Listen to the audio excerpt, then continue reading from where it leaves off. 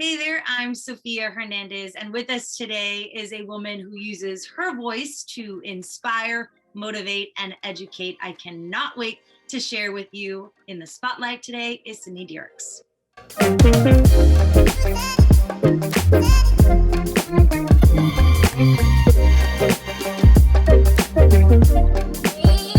Can you tell me about a little bit about yourself, where you're at, who you are, all that jazz?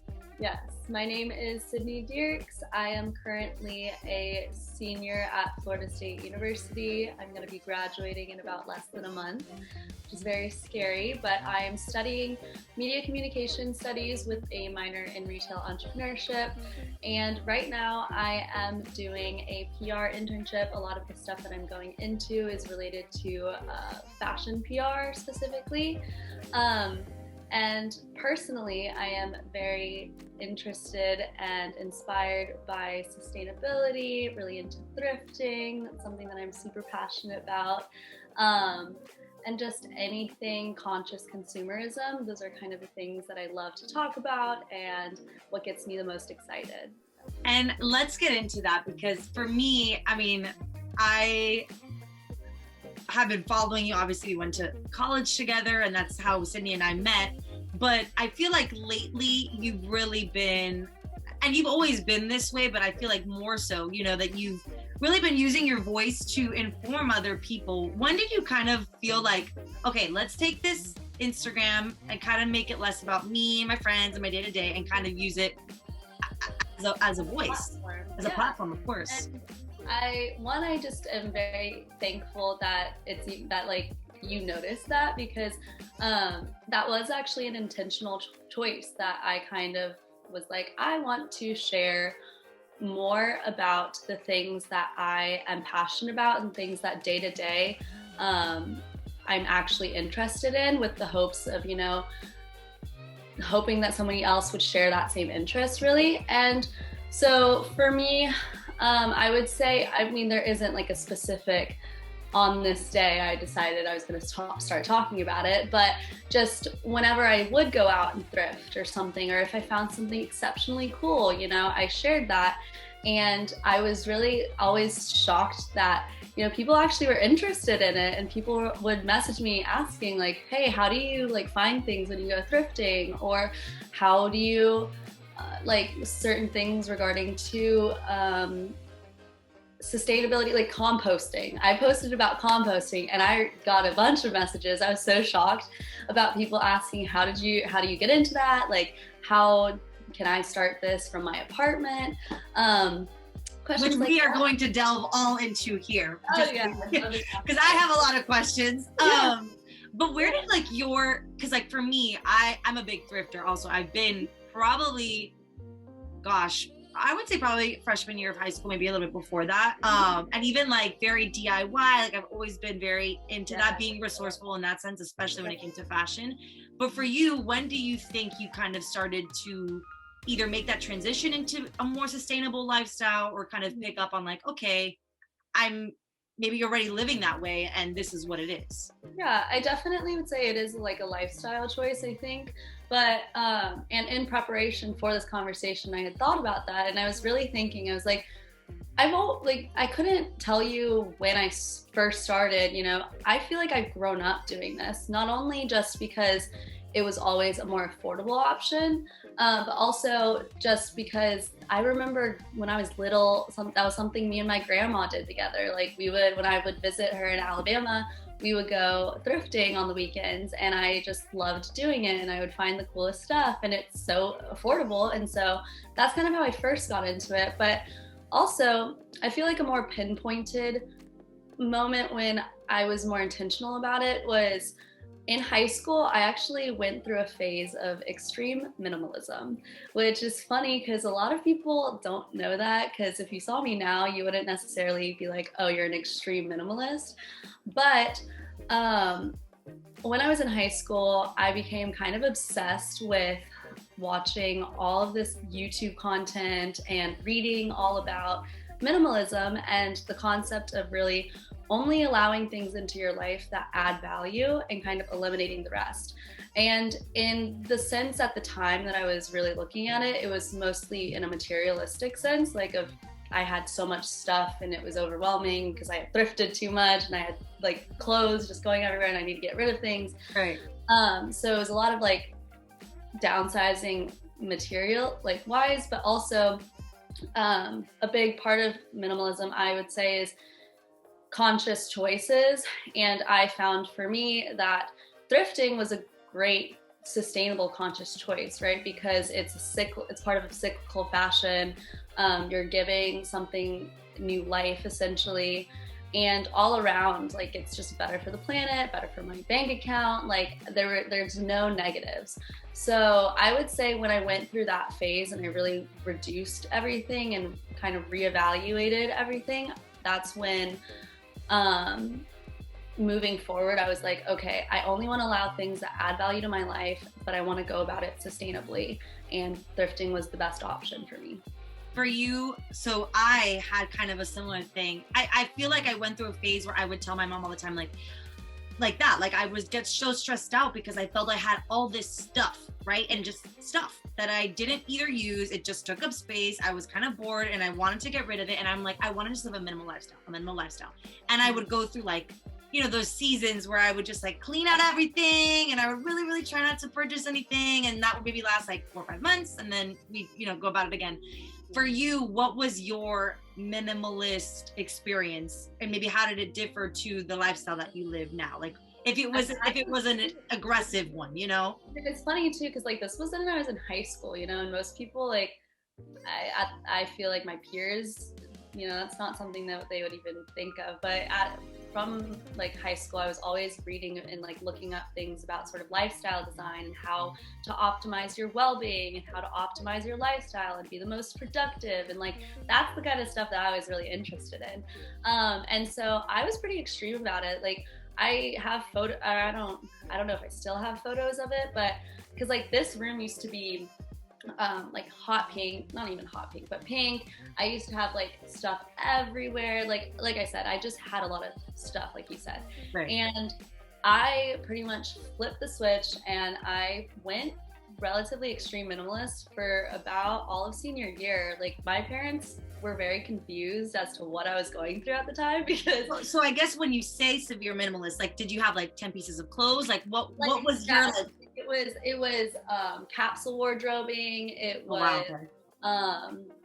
like my parents thought my room looked like a hotel because there were no decorations anywhere. It was gone.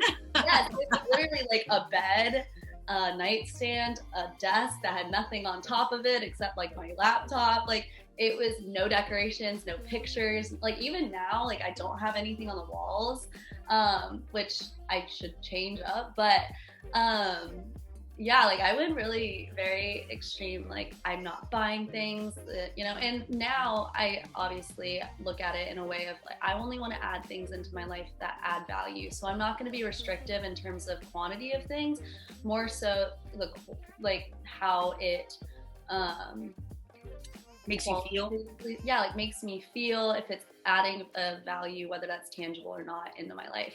And I try and also incorporate that into my consumption choices when it comes to where I shop, how I shop, what I buy. Like I'm proud to say that I have not purchased anything off of Amazon in over a year.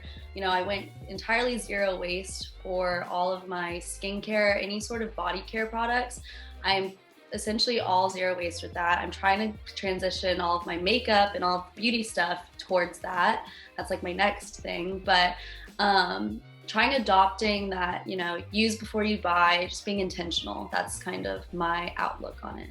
So let's go into the first one. I feel like we need to like compartmentalize. Yeah, no, I'm covering a lot. And only because I'm very like, I'm telling you, I'm kind of similar to you. Like I feel like I've always been like that. Like I've tried to be intentional. Like I said, I love thrifting, and like half of my wardrobe is probably thrifted clothing if it wasn't gifted to me, you know, by like a store or whatever. But this year, that was my goal, and you kind of inspired it, was really to not do any big guy purchases. And what I mean by that is like the Amazon, the Target, right? Like I'm either gonna thrift or I'm gonna shop local. Like there's no other option. I love that. Yeah, and I've done it so far. I've actually been very proud of myself. I've done it. Awesome. And I never was an Amazon shopper, previously, but it's about that, being intentional with it. So like if I found myself, really the only thing that I do that's, I guess, big purchases would be groceries. Like I'll do my groceries at like a Trader Joe's, Right. But for you, what was that like as far as, like, let's say thrifting? What is your thrifting experience? What are kind of, for somebody that maybe has never done it before, what's kind of your guidelines, or how do you prefer to go about it?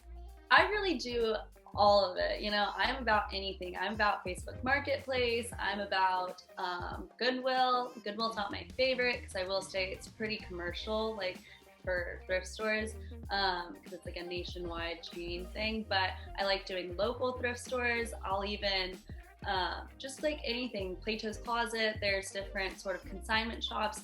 Nothing to me is off limits. But for someone who's never done it before, just like never experienced going thrifting, I think the two most important things definitely are patience and consistency, because it's not the same experience as, going into a full price retailer like a Nordstrom or something. There's not great customer service. There's not like a guaranteed selection of what you're necessarily looking for. So I think the best thing to do, like I said, is consistency. So going frequently, like I'm lucky enough to have like sort of my route, if you will, or like the places that I know that I like to go that I usually have the best luck at. And I'll just pop in, whenever I'm nearby or something like that. Like I'll just stop in and see. So that's kind of how I managed to find good things, even asking the people there, like, what are the days that you restock? I think that's knowing when their sale days are, when their promotions are, asking them like those types of questions, can help you find good stuff. When I've taken friends, to go, let's say to Goodwill or to wherever, like, to a thrift store, the first thing they always tell me, for me, having gone so many times, it's not a big deal, right? Like, it's kind of like that. You know your route, you know how to navigate. Yeah. But for somebody else, they really, I feel, get overwhelmed. Yes. It is number one, the consumption, like what you're seeing, but then also just the whole experience in and of itself, because it's so different.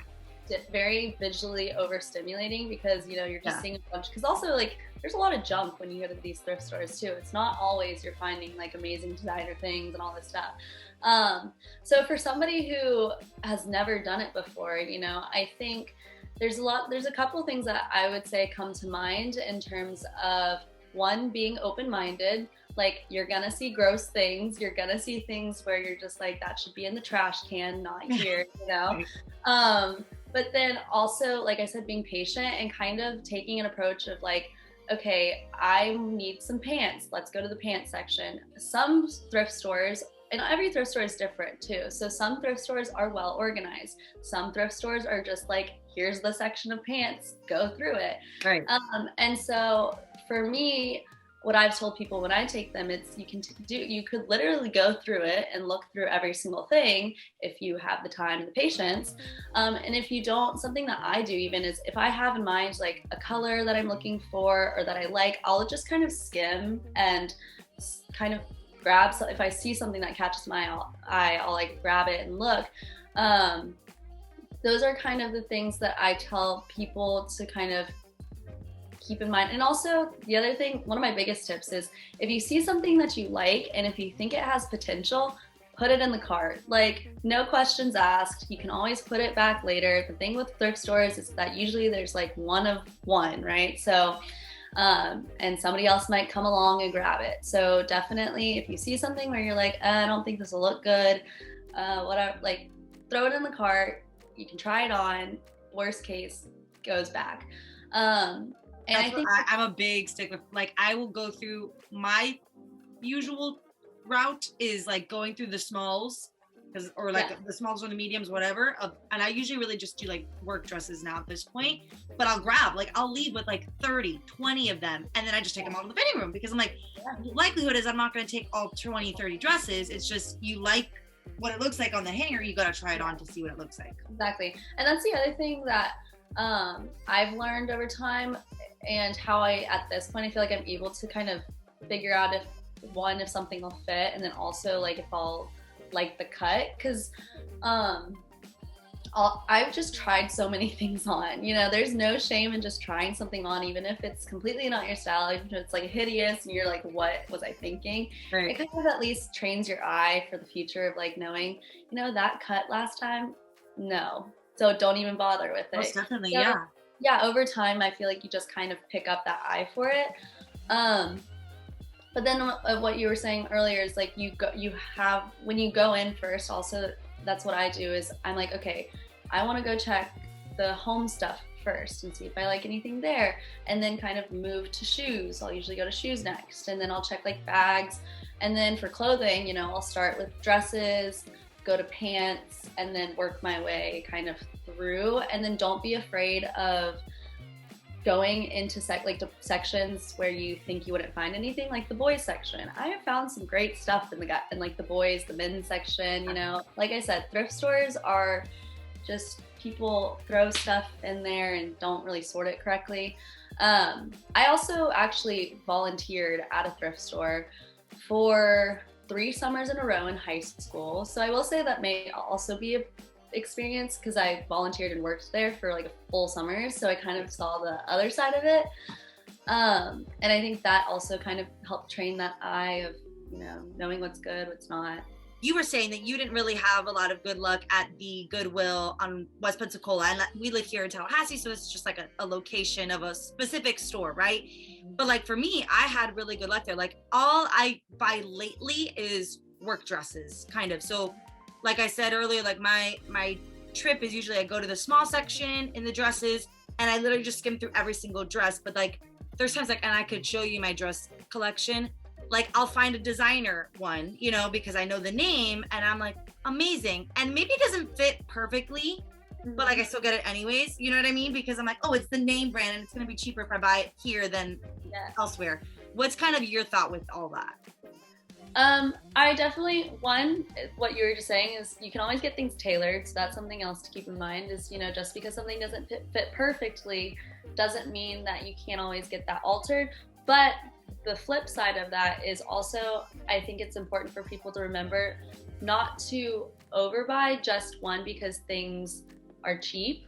And then also another thing for me is I am very attentive to how things fit. So like only buying things that I know that I'll actually wear. I think that that's not only being sustainable by thrifting, but also just being sustainable in my consumption habits. Is like, just because I'm going to a thrift store, if I'm walking out with like 30 things that, I liked, but don't necessarily think I'll love and actually wear, then, in my mind, like that could have gone to somebody else. Right. Yeah.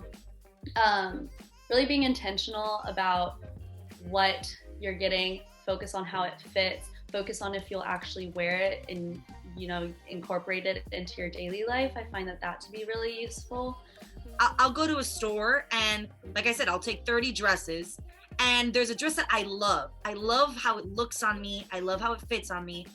But I love it, and I fall in love with it. But the realisticness of me maybe wearing it out, or me, using it versus another dress that I also love and wear, but it's more practical. Like, does there come like a thought process? Are you more of the buy it both if you love it both, or will you kind of be like, if you're going to use it, I can and that's interesting though, because for me, I can definitely have that non-attachment very easily, like where I'm like, So how did you develop that? Because that for me, I feel like I'm still learning that. From being minimalist, quite frankly, like from going through that minimalist experience of really just having to learn how to cut attachments to things and like not in terms of materialistic things.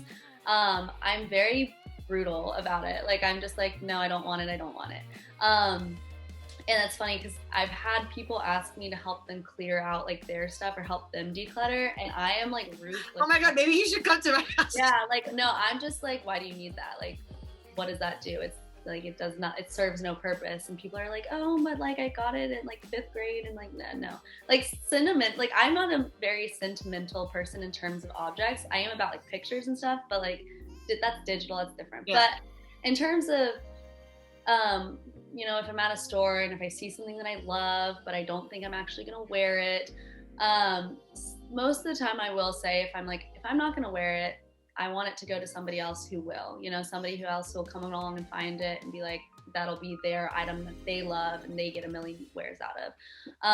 And I can find peace in that and be okay with that. Yeah. But there are sometimes, like I have a couple things in my closet where I'm just like, I'm waiting for the perfect occasion to wear this thing. So there's exceptions to the rule, you know, there's no like hard and fast, like this has to be done one way or the other. It's like, just trying to have that balance, I think, is most important. Do you feel like you clear your closet a lot? Like I'm a person that I'm a pretty frequent clearer outer of my stuff. Yeah, like I will take things to Plato's. I'll take things, there's a couple of like Plato's like places that are more local to Tampa that I'll go and drop stuff off at all the time. And then I'll usually donate things. And that's like the sustainable part, is you're kind of contributing to that cyclical fashion cycle versus, you know, participating in fast fashion, where it's like you're buying new retail and like all of the stuff that comes, all the bad things that come along with that. Yeah. But you're kind of keeping it within this other cycle, I guess if that's the right word. And yeah, so I definitely vet my closet pretty frequently. Like if anything, I need to do that soon. I feel like I've definitely built up some stuff where I'm just like, I don't really need this anymore. I'd rather give it to somebody else who would use it, love it. So yeah, I definitely do that a lot. And for you, like when you like your table behind you, I know because you posted it, that it's, like you've been very fortunate to find, of course, good purchases. And like you said, that doesn't happen necessarily all the time. Do you go in there with like a research mind, like, okay, this is what I want, or like how did you know to find that piece rather than like a brand, you know, or like? Yeah, so that's a good question. And that's something where I don't know if I necessarily have advice for that so much as I am weirdly good with names and like products, and I do a lot of research into things. I think this kind of stems back from when I was growing up. Like I was obsessed with like beauty YouTube. Okay. And I think everybody had that stage at one point. Yeah. And you know, I used to be one of those girls who would like write their wish list of all like the collections and like the names of like the beauty swatches. And so I think from that I just gained this memory thing for where I'm really good at picking up style names and designers and brands. And I also used to shop a lot when I was younger. I would go to the mall with my friend. Her and I used to go like every day just for fun. It wasn't like we were buying stuff. We would just go to the mall. And from that, I feel like I gained this sort of aptitude for brands and knowing brand values and how much things are worth and stuff like that, which translated because I also spent a summer doing buy resell, where I flipped things like with Depop, Poshmark, all of that. Right. But so for this stuff, these two tables, I follow on Instagram a couple of vintage furniture accounts, and you know, these are pieces that you kind of see circulating around and like everyone's obsessed with them or whatever. And so when I saw these, that was just an unintentional, random, oh, let me just stop in at Salvation Army, like I'm right here. I pulled in, I parked, and they were sitting outside. They weren't even in the store. And I literally did a double take when I saw them, and I was like, shut up, you're kidding me. Like this, because it was complete chance. Right. So there was no previous research, but I also did recognize them. I saw them and I was like, wait, those are like the Tesla stone, whatever tables. Right. So that's how I found that. Everything you see in this background, basically, I mean, other than like the perfume and stuff, is thrifted. Like I found the frame, all of these things, like all my decor in my room is thrifted for the most part. So yeah, it's more so just like I like to use Pinterest. I like to kind of pin things, kind of to know my style, know what I like.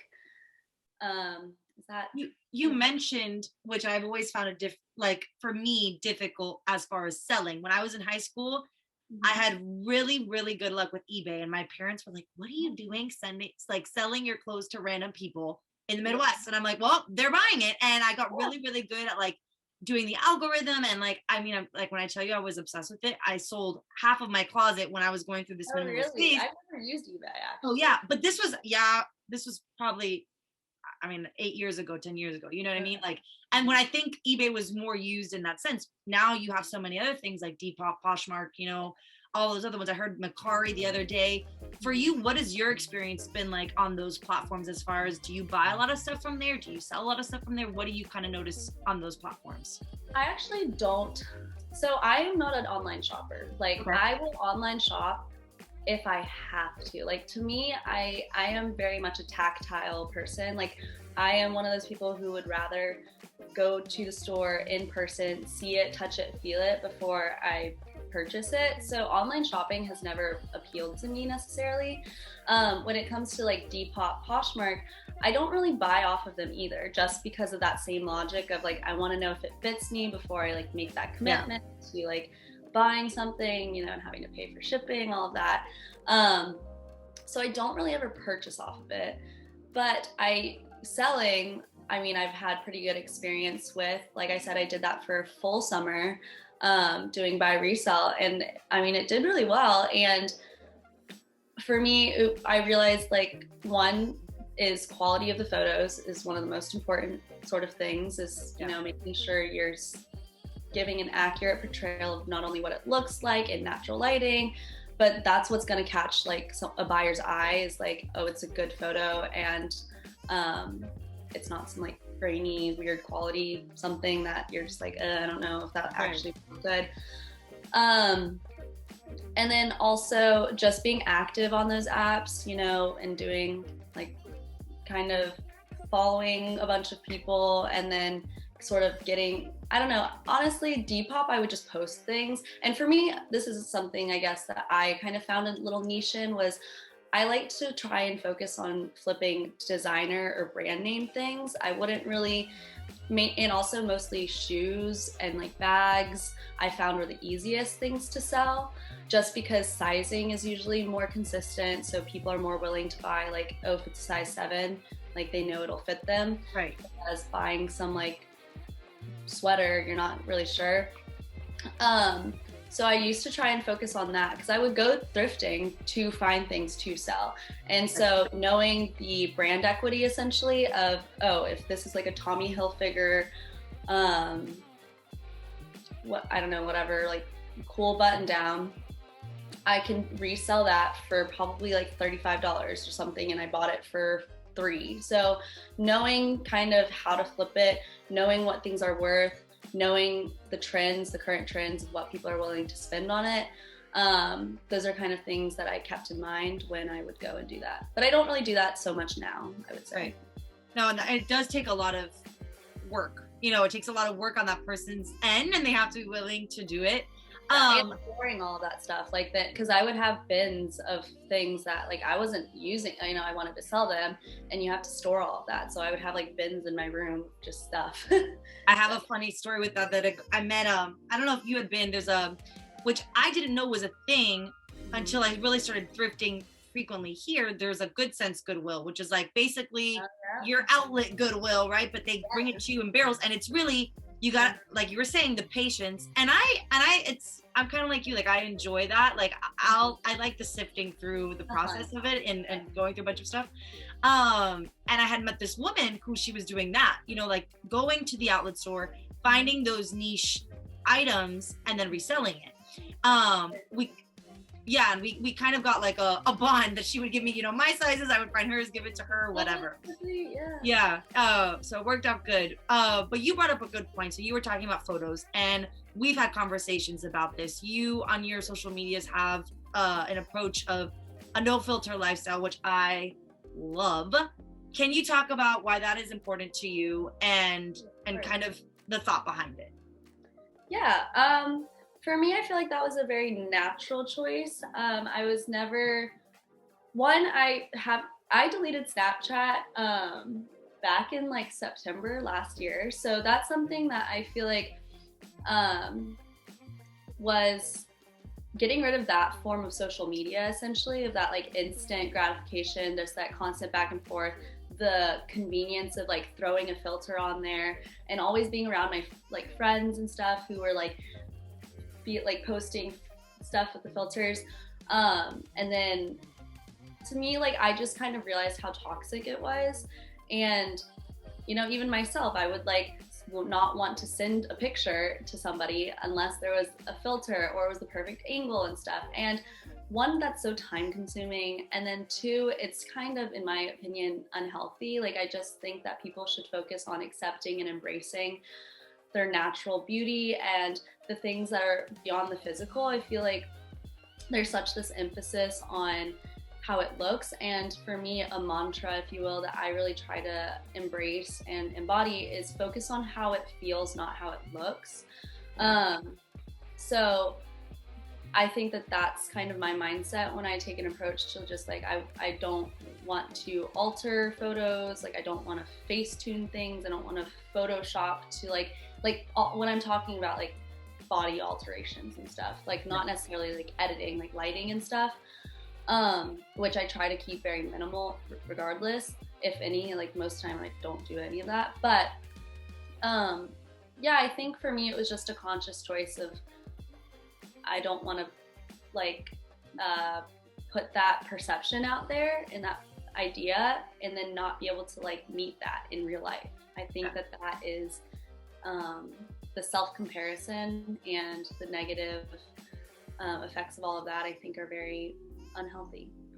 And we've had long discussions about this because I reached out to you because this year, that was my New Year's resolution, was I was going to go a year with no filter. So all my pictures beginning on January 1st, whether they be on my story or on a post, they've all been without filter. And we had discussions, Sydney and I, about, for me, I kind of went through that where for me, the beginning of my Instagram was a way for me to just scrapbook my life, like the memories and the events and the things that made me feel good. I even went so far, like my senior year of high school, I did a post every day because I wanted to just document my senior year. Like that to me was what my Instagram was. And then I think it kind of there was a point where I think just the algorithm shifted, everything kind of shifted, and it was more of that, like the filter and the aesthetic and what it looks like and the grit. And I realized how revolving I was about that rather than the picture or just like being in the moment. Like I cared more about what the grid looked like rather than just wanting to post a picture because I wanted to post a picture. No, I totally get you. Yes, so, I definitely resonate with that. Yeah, and so I think people, though, because we live in a very filter ready world, for somebody who wants to take that step but still wants it to be maybe aesthetically pleasing, because I know we all do when it's with photos, what are some of the tips and tricks as far as like what you do, maybe as far as, I know we talked about like higher quality pictures, video, like what do you do to kind of make you feel happy with the product by still being true to yourself? Yeah, and that's a good question. I think like the approach that I take to my Instagram, if you will, like is definitely, I like good quality photos. So for me, I focus on lighting and quality the most. And then also like, usually I kind of like to share like style things, like so outfits, and a lot of it's always is thrifted. She's on trend, guys. Sydney's on trend. But I definitely like to, I guess like there are curated feeds, I guess. So in my way, I like to curate it in like, whether it's an outfit photo, I like to focus on composition and backgrounds, whether it's like something that's up close, knowing how it's, or kind of, I want to put something that's like more full body.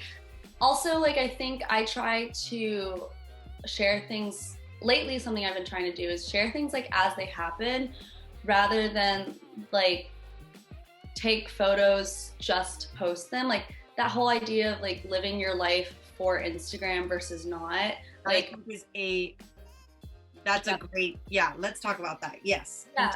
Kind of like the idea of sharing things as they happen organically, of things that are actually happening in your day-to-day versus like planning your life around oh, I'm doing this so that I can show it on Instagram. Like that sort of logic. Because I feel like when we're surrounded by influencer culture, when we are seeing so many shifts in how we're really commodifying the industry of social media, like you can't scroll 2 posts without seeing something that's sponsored, something that's paid content, like anything like that. I think it's really important to try and break away from those things and like hold space for knowing that at the end of the day, it's not the most important thing. It's not what defines you as a person. It's not what defines your worth. And trying to not fall into that trap of comparison. I think that that's been something that I have really tried to let go of and learn to let go of. It's like, this is what I want to share and I'm going to share it. And being a bit unapologetic about it, it's kind of like, here I am talking to a video or something like that, and I'm gonna share that. Like, I don't care necessarily what other people think. For me, it's like, if me sharing about locally sourced bread resonates with one person, that's all I care about. Like, to me, it's not the numbers, it's not any of that. It's if the message itself resonates with one other person, that's all I care about. That's what makes me feel like I have some sense of purpose on social media, if that makes sense. Yeah. Oh, 110%. And I want to ask you, because you kind of touched upon it. And I do think that this filter culture, it is that, and even the influencer culture too, it's that comparison and comparative nature, right? Because we see something, we think it's real, it may be real for someone else, right? Who's living a whole other different life. And then it's like that, like you want to achieve that, the perfect look, the perfect styling of it, the perfect photo, whatever the case is. For you, what is kind of that self-talk as far as, when you see something that might instigate that, like, oh, like I want that, or like that yearning that I think Instagram kind of creates when we see other people, doing these things or posting these pictures or looking a certain way? Yeah, well, I think one, takes a certain level of awareness that it's even happening, right? Like, of being able to kind of take an objective step back and saying to yourself, like, this isn't real life. Knowing that these things are produced, knowing that what you're seeing, it's just a photo. Yes, it might just be a photo, but like, you don't know how many hours went into creating that photo, editing that photo, producing it. And I mean, I've been like, the industry I feel like that I'm heading into, especially with fashion PR, it's like I'm seeing the back end of all of these things. Right now I'm currently working for a local influencer, and she's a blogger, content creator, and so helping her with the back end of all of that. You see that it's not just like taking a picture and posting it. There's so much that goes into it. And so for me, like, when I see things that I might be comparing myself to, it's like, I always have to remind myself that I don't know the real story behind what's happening, like how that picture was brought to life. In terms of maybe if I see, like, comparing myself to someone who I'm like, oh my God, I wish I had their body or something like that. It's the same thing. It's like, you don't know what they're going through. You don't know how unhappy they are or the struggles that they might be facing. So just, I think, being aware that it really is a highlight reel. It's not representative of what people are facing day to day. Definitely helps me to kind of put it into perspective that it's just like, it's not that deep all the time. Yeah, or it doesn't have to be. I for a while, and I don't think many people know about this either, I did, do you know Like to Know It? Do you know that platform? So I think now, like, I mean, I haven't kept up with it. They probably have a lot more younger people on there, but when I was maybe sophomore in college, they had their first like campus class of Like to Know It people. So basically college kids that were trying out the program to see if it would resonate with kids at the college level. Yeah. And so I was like a blogger. Mind you, I had no ambition to be a blogger, didn't want to be a blogger. My content wasn't blogging. It was literally my life. Mm-hmm. And I learned very quickly that if I never had ambitions to be a blogger, I never wanted to become one after that, because it was so much work. And the planning was, I mean, there were days that I literally like would have my roommates do photo shoots for these products I would get sent in. And it was crazy. It was crazy. Okay. Yeah, and it's crazy for you to see that, for you to have to work on that end.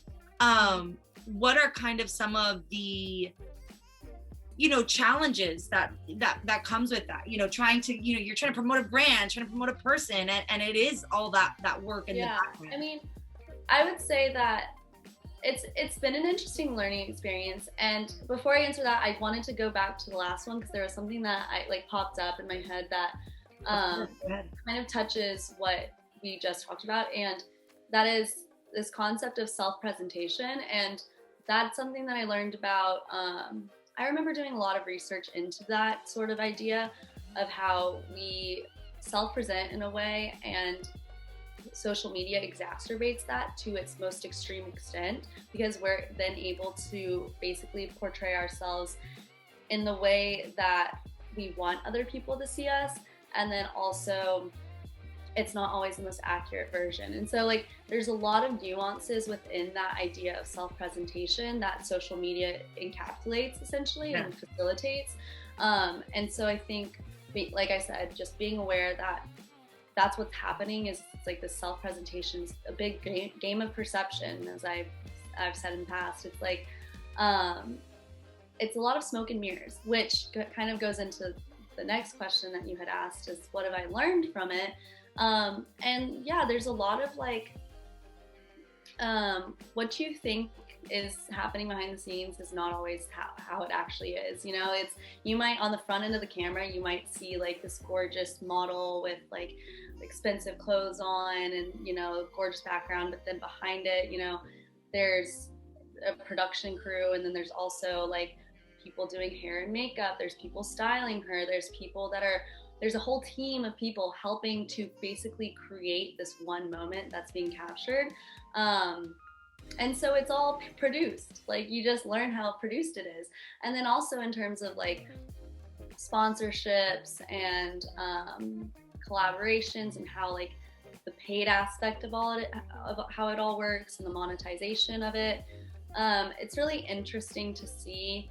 I feel like within the culture of influencers, if you will, there's no standardized rate for how much people are getting paid for things. Okay.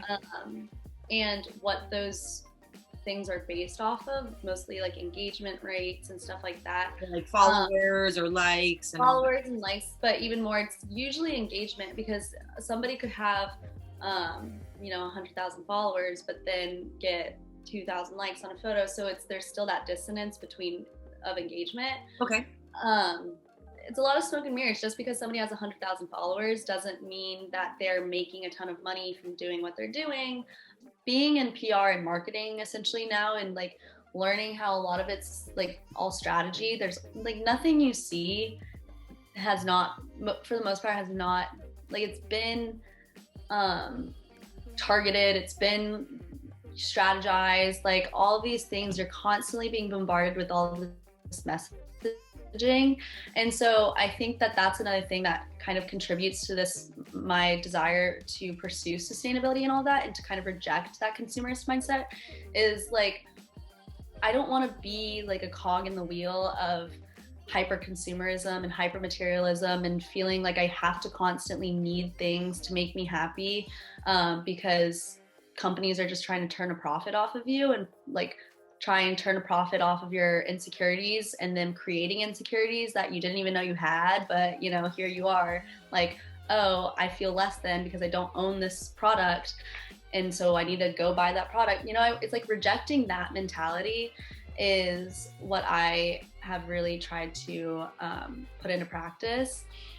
And just have you vetted like the people? Because I went through a season that, and I'm not a comparative person by nature, like my personality, but I realized how many people I was following that it was about that they were either an influencer or, you know, they were selling something, and it wasn't even like the majority of my feed, because of the algorithm, was not even people that I knew. It was literally people that I was either idolizing or like had followed. 100%. I went through like a massive unfollowing spree, and I was pretty like ruthless about it. Even like like it all comes down to the principle that I try and live by of like only allow things into your life that add value.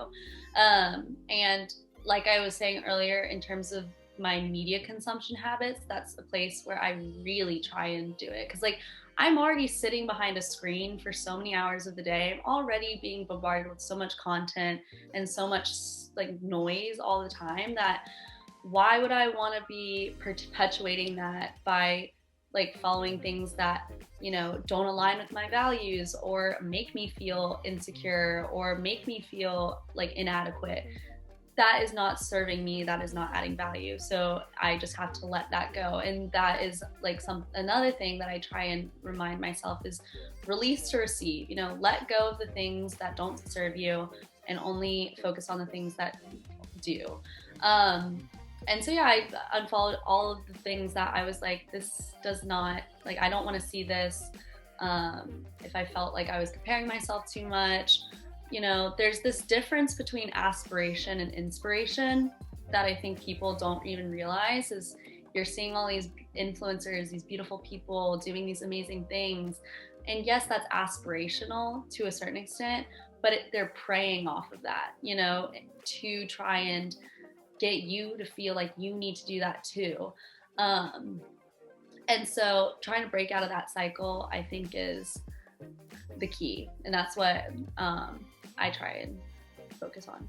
But it's hard. I'm not saying I'm perfect at it either. Like there's definitely times where I go down the rabbit hole where I'm just like, wow, like I wish I had their clothes. Oh, I wish I had like their style. Like, yeah, that happens to anybody.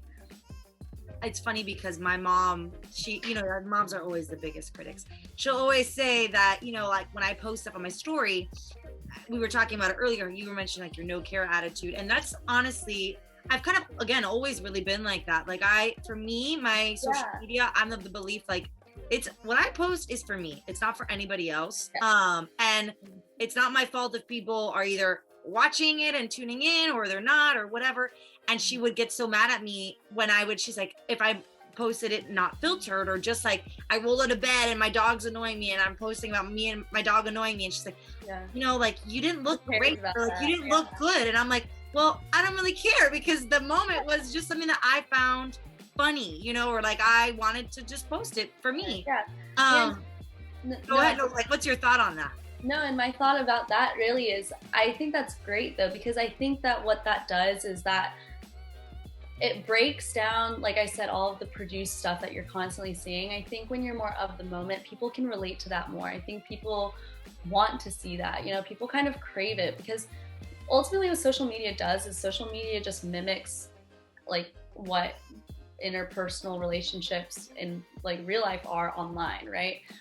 So if you treat social media like an actual friendship, like an actual relationship, I think that that's when people can resonate with it the most. They relate to it the most. They appreciate it more because that's value, right? And that's the thing about social media is like the people who are most successful on social media in general, there's some sort of value proposition that they're offering. So like I said, whether that's aspiration, inspiration, in my case, something that I really like to do is it's education. You know, that's kind of, if there's one thing that I would want to niche myself into, it would be that. It's just to help other people learn more versus like I said, putting on this front of like, oh, I have my life perfectly together and like, no, like I don't want to play into that notion of like the highlight reel. It's like, no, it's the highlight reel and it's the bloopers, you know? Yeah. It's all of the above. Let's talk about, because the other thing that I think is just so intriguing is sustainability and the fact that we talked about thrifting, but in a lifestyle capacity, you know, for somebody that's willing to make the move to a more sustainable lifestyle, what is like your first word of advice to them as far as how to take that plunge?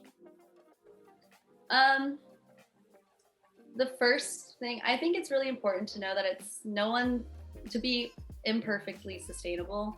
Like there's no such thing as being 100% sustainable. There's no such thing, like even with veganism, right? It's like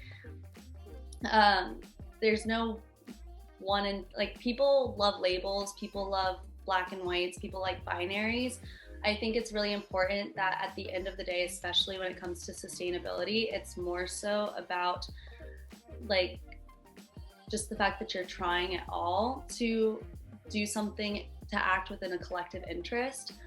I think that's the more important overarching idea, not whether or not you're using the brand name sustainable like trash bags or whatever it is. It's like, no, if you're able to compost your vegetables, even if that's in like some reused container versus like a store, like a name brand, whatever.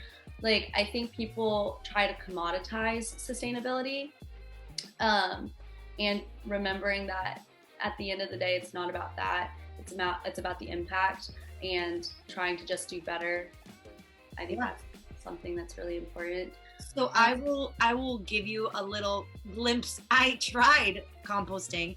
I actually enjoyed it a lot. Like, I really did. It was kind of at the beginning of COVID. My roommate had left, and I was like, and I really went through this phase of like, okay, I need to live a more sustainable. If you could tell my trend, I go through very different seasons and things that I want to change in my life. But that was one of them. I was like, I'm going to start a compost bin. So I did heavy research on it. How can I do this? I live in a little apartment. I don't have a big backyard. I can't have a big compost thing. Right. So I basically made like a little at-home one that I could put like when I was cooking the food there to then take it and migrate it to an downstairs bigger compost bin. Yeah. But I have to say, in researching it, it was a little scary. Like, I was like, scary is not the right word, but that I was like, number one, is this gonna smell? Like, is this gonna attract flies? Like, is this hygienic? Yeah. What are some of the misconceptions as well as what you've learned in doing it? Well, a lot I've really learned through my dad. So I feel like another like thing about my sustainable journey is that it's not just me. It's a lot of it's been influenced by my family and like my parents' decisions. Like, my dad is really into urban farming and sustainability through that. So, You guys have a garden at home? Yes, we have chickens, we have a hydroponic unit, we grow microgreens in my sister's old bedroom, and my dad's very much into that, and so he was the one who initially started composting, and because of that, I just adopted that practice of, contributing my like food waste and just adding it to that. But then I took the initiative of learning about it, learning why is composting important, how do I do this properly, and taking the steps to educate myself ultimately. And so to someone who's never done it before, one, like, it's important to not compost animal waste. So like, animal waste does not go in compost. Right. That will just rot, and that will attract like things you don't want in your compost. So it's a lot of like organic waste. So anything that's like from vegetables, fruits, that kind of stuff, like organic matter like that. You can also compost, and this might not be as applicable to like students right now because you're probably not having like a big yard, but like you can also compost like leaves and stuff, like, or that sort of organic matter. But yeah, so you can compost any of that stuff, just nothing from animals. And then it needs time to break down. So like, you have to, well, actually, I think this is a useful tip for people, remembering that you can try and find like community compost people, like other resources, because if you can't necessarily do it in an apartment, you can find a community compost. For you, why is it so important? Like, for me, it was like, I just didn't want to contribute more waste than needed, because I knew I probably wasn't ready to do a completely sustainable lifestyle, as far as like, I still needed my beauty products that have containers. I still needed like certain food products that had containers, but I knew that at least with, I usually eat all whole foods. So instead of just dumping it into the trash to go to the waste, I could try to compost it. And number one, I'd have less trash, and number one, I'd compost, Yeah. For us, I think also composting, because we do a lot of like urban farming, if you will, and we are growing things, we have like a direct we utilize that directly. So it's immediately serving a purpose. Like we're putting all of the fertilizer, it's called like black soil or black gold, because we actually have like worms that break it down, which is not something necessarily accessible for everyone, I understand. But all of that is getting like reused immediately. But why I started was, I think, for very similar reasons. You know, I was like, why this can just break down and go back to Mother Earth versus, you know, going and sitting and rotting in a landfill along with everything else where it's just doing like more damage than good. So finding those small ways of kind of on a more small scale, like local scale, kind of find ways to give back and do things like that, I think are really great options. Yeah, what has been, and we talked about this a while ago, because I had reached out asking if you knew of anything in my neck of the woods as far as areas or stores that did do sustainable body care or just sustainable items, you know, big bulk items. Because a lot of times too, there used to be a Lucky's market here, and they would do food like that, food by big bulk, so you wouldn't have to buy. Shut down. I don't know. Listen, I cried that day. I went there all the time. But why did they shut down though? I don't know. They shut down all their stores, the whole chain. So oh, really? Yeah, the whole chain I believe is gone. I thought it was just that location. Wow. No, all of Lucky's. And it was surprising because I thought it was well priced, whatever. Good stuff. No, I agree. But you have started that journey going into beauty products, skincare, and I always feel like that's a tricky niche because, like, for me, I always say that I am like anal retentive with my skin. Like I suffered from severe acne when I was younger, and it's my worst nightmare to get that ever again. So like I like what I like, and not all of the products that I use clean makeup and I use clean skincare, but not all of the packaging necessarily is reusable or recyclable. Right. But I think that kind of goes back into that idea of like doing it imperfectly, you know, the fact that it might be that it's still a clean beauty product. I think that that's better versus buying like some, you know, something that's filled with chemicals and putting that on your skin. Like, and it's kind of the opportunity cost, right? You're constantly you have to make compromises with it ultimately. And the fact that you're making that effort, I think, is what counts. But in terms of, it's kind of also hard because when I'm thinking about it now, you know, I will say that I am lucky enough to have access. Like, I think part of the conversation when we're talking about sustainability is definitely access, because it's also, and privilege is because I also have to be very cognizant of the fact that certain areas don't have that access to local organic, certified organic products and all of that stuff, or zero waste stores, or, you know, not everywhere has that luxury ultimately. So for me, I also understand where you're coming from, like, oh, I want to be really careful about what I'm putting on my skin and doing the research, you know. And that's what I found is initially I was like, okay, if I'm gonna really do this, I want to do this right. I don't want to just buy it because it says it's organic or whatever. It's like, what is the benefit and how is this actually going to benefit me specifically in my skin type? So that came with some research. Like for me, I use a tea tree oil face wash. All of the products that I'm currently using, so shampoo, conditioner, face wash, exfoliator, body, like I said, anything that goes on my body, I actually did get from that refill store that's based in Tampa. It's called Lufka, and she herself makes all of the products and she sources all of the ingredients, knows what's going in them. So thankfully that's kind of been my one-stop shop for it all. But I will say that there's still other options for people who want to do it themselves. You know, she made all of those things herself, and a lot of those ingredients are natural ingredients, things that you can buy from a store, like whether it's like an oatmeal scrub or something like that. So there are like DIY options, I would say. And then, I don't know, everything ingredients wise, it's, for me, my sort of criteria is like, I want to be able to know what it is, if that makes sense. Like I want it to be able to, I don't want it to just sound like some crazy like chemical. I want it to be like shea butter, olive oil, something like that. Something that I know that it's not not fake. Or it's not a chemical, it's not gonna harm you. Yeah, not like super synthetic. Yeah, I try and stay away from synthetic things. So that's why, like, for beauty, it's gonna be kind of tricky, just because I feel like there's definitely not as many options when it comes to that.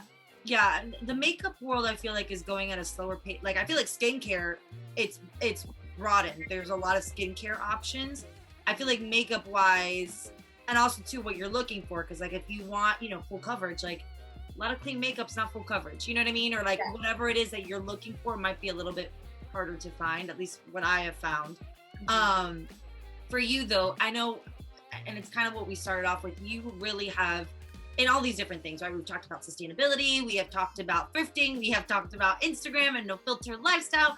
You are very passionate about all these topics, and you really have made it known, you know. Why is it so important for you to just share this information? And like right now, we didn't even get into like the actual statistics, the numbers, but you do share that on your, you know, you really go above and beyond as far as researching and informing.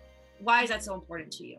It's like I've realized the differences that by knowing these things myself and being able to implement into my own lifestyle and seeing the good that it's done for me and how it's helped me live a better quality of life, and knowing that my quality of life doesn't have to come at the expense of somebody else or something like that. You know, I think we all kind of should have that desire for, or like sense of responsibility to do that for themselves, you know? And so when I've realized those things, for me, it's just like this instinctive thing where I want to help share that with other people so that they can do that themselves. So like I said, even if it resonates with one single person, that is enough for me. Like I'm not sitting here pretending like I have a massive platform or anything, like no, but like I have developed through this and through sharing these things, like a community of people who have those like-minded interests and want to know more. And so why would I not want to share what I know and learn from those people, you know, and kind of do it together. I think that's the beautiful thing by being able to share about it, is just, you know, getting to connect with other people and doing the journey with them. You know, I think that's very beautiful in and of itself. And I think you brought up a good point, because I think a lot of this, it's different, right? Or it's not the usual, not a lot of people talk about it, and people might have a lot of questions but are too scared to ask. And like I'm lucky enough that I had you as a source that I could reach out to you and ask you, like when I had these questions of where to go or where to turn to or where to look. For people who are in that state, right, that they are ready to maybe go to a thrift store this week, or they're ready to start that their first step into a sustainable lifestyle, what is kind of for you your advice for them as far as what they should do as far as that first step and how they should get there? In terms of taking that first step towards sustainability, I mean, I've already touched on the fact that, you know, being aware that it's okay, that it's not perfect, you know, just taking the step alone in and of itself, I think is enough. But also realize the amount of access to so many resources that we do have and utilizing them. You know, YouTube for me, like even Instagram, like I think a great maybe piece of advice is to like curate the things that you consume to be things that you can learn from and like then utilize yourself, if that makes sense. That's something I try to be really conscious of, not only in conscious consumption in general, like, but also, you know, conscious consumption in terms of the media that you put into yourself. And so like learning about these things and really having an appetite to learn them and going after that information and utilizing, okay, there's resources on Instagram who are sharing the same message, following them, you know, sort of surrounding yourself by those voices, I think is really helpful in not only encouraging you to have somebody to kind of hold you accountable, but also just to like learn from them as well. So I think that's kind of like the first thing that pops into my mind when you ask the question. Yeah.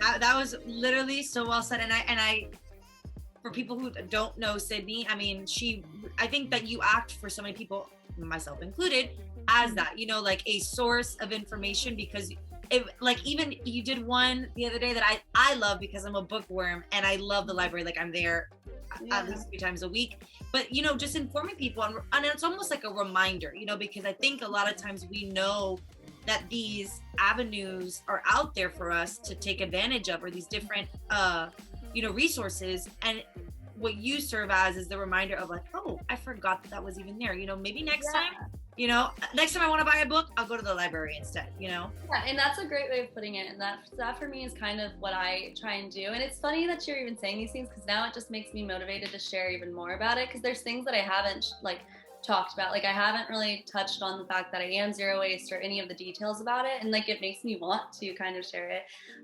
knowing that it has resonated with somebody. Like that's very comforting to me. And like, it definitely is. I'm very thankful that you even acknowledged that. So thank you. But yeah, I think like it's just reminding ourselves that we've become conditioned. We live in a society that's conditioned for convenience, and taking the easy way. And I think it's so important to remind ourselves that there are alternatives. It's okay to slow down. Like it's okay to find alternatives and look for things that really suit you and your lifestyle, and enhance your quality of life. Like I think people oftentimes get caught up in all these other external things that ultimately don't really matter. But by really slowing down and taking into account what actually matters, and you know, pursuing those things, and for me that's sustainability, and so then that is what I then like to share with other people. Like that is my purpose. That's the purpose that I found to be most fulfilling. Yeah, that's what I enjoy doing. So, Sydney, I hope that other people watching this will be able to, you know, be inspired to maybe take that step or that leap of faith into something new after listening to this.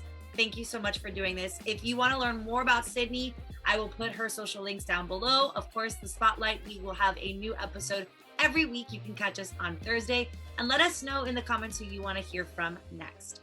Sydney, thank you so much again for joining us. Of course. Thank you. Thank you for having me.